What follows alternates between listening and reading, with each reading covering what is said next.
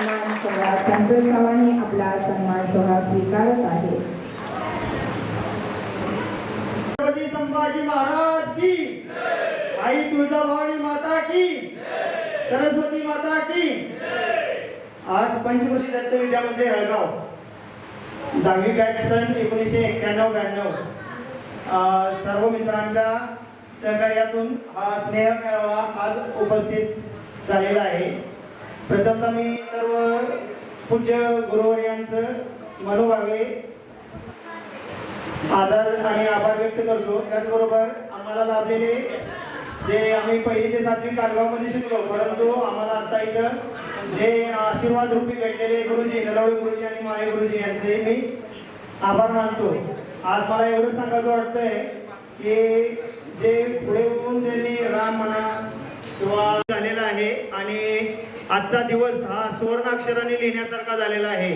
कारण की आपण प्रत्येकजण आपापल्या आर्थिक किंवा प्रापंचिक गरजामुळे वेगवेगळ्या ठिकाणी असून सुद्धा वेळात वेळ काढून आपण या ठिकाणी सर्व उपस्थित राहिला, पूर्ण वेळ दिला. त्याचबरोबर शिक्षकांनी आपला बहुमोल वेळ देऊन आपल्याला मार्गदर्शन केलं.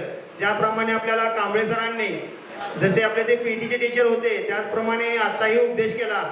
जसं रामने सांगितलं की रिटायरमेंट आपण जर पूर्ण वेळ 58 वर्ष किंवा 60 वर्ष सर्व्हिससाठी घालवायची, त्याऐवजी आपण वयाच्या 52 किंवा 54 वर्षात रिटायरमेंट घेऊन जर पुढचं आयुष्य व्यवस्थित व्यतीत करायचं असेल तर ते कसं व्यतीत करावं किंवा आरोग्याची काळजी कशी करावी. पैसा हे सर्वस्व नाही.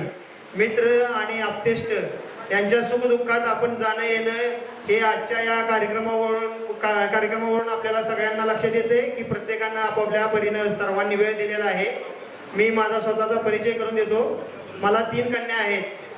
माझी थोरली कन्या बीटेक होऊन आता विप्रो पारे शिरवळला जॉबला आहे.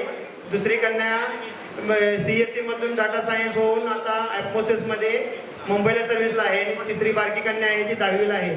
एकदम छोटं कुटुंब आहे आमचं, मस्तपैकी आहे. आई, मी, पत्नी आणि मुलगी. आता आम्ही उमरजमध्ये राहतो. एवढं बोलून मी माझं मनोगत संपवतो. थँक्यू, धन्यवाद.